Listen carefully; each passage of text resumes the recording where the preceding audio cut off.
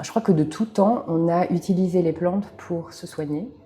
C'est quelque chose qu'on a commencé à arrêter de faire assez récemment, en fait, dans les années 30-40. Je pense qu'il n'y a pas de moment pour utiliser les plantes. Les plantes nous accompagnent tout le temps. Donc la différence avec une pharmacie, donc une herboristerie, c'est un endroit où on va trouver des plantes qui sont libérées du monopole pharmaceutique. Aujourd'hui, en France, il y en a 148. En fonction des pays, ça va être différent. En tout cas, dans la législation française, il y a 148 plantes qui ont été libérées du monopole pharmaceutique. En revanche, les plantes qui sont sous monopole pharmaceutique sont réservées à la vente chez les pharmaciens. Et ils sont les seuls à avoir le droit de les délivrer. À la différence de plantes de qualité pharmaceutique, qui vont être produites par souvent des grossistes qui ont des liens avec des entreprises pharmaceutiques. Nous, on travaille avec des plantes de producteurs et de productrices le plus possible. On a fait ce choix-là pour la qualité des plantes.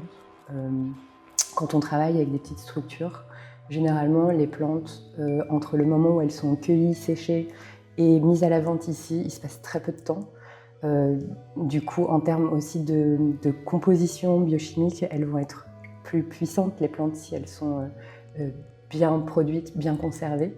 Alors qu'une plante qui va être coupée à la machine, stockée longtemps, analysée, envoyée depuis très loin, c'est souvent des plantes qui arrivent après une année de cueillette. Et vu qu'elles ont été coupées à la machine, donc chauffées, souvent elles sont plus très efficaces. Les prix sont élevés parce qu'on achète les produits. C'est pas en fait, c'est faux de dire qu'on les achète cher. On achète le produit à son juste prix. Et on a été très habitués à avoir des prix de fruits, de légumes, de plantes médicinales à très très bas coût. Mais quand on paye vraiment la main-d'œuvre et on paye un produit de qualité, bah ça a un coût. Mais ce qui fait que ça se retrouve aussi dans nos produits finis. Donc nos mélanges de tisane, par exemple, sont plus chers que dans le commerce. Et du coup, on s'est heurté un peu à ce problème de créer des produits de qualité, mais qui du coup ne sont pas accessibles à un plus grand nombre.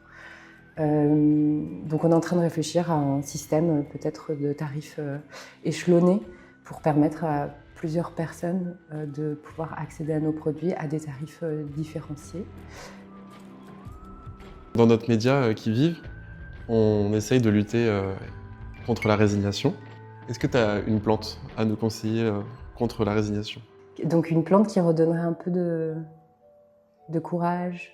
Moi j'aime bien la mélisse, du coup je dirais la mélisse qui agit à la fois sur le ventre et sur le cerveau. Donc elle va diminuer les contractions des muscles lisses du corps. Donc elle va agir sur les intestins, sur la digestion, mais elle agit aussi au niveau mental, elle va apaiser. Moi je la conseille quand on est un peu anxieux. Voilà.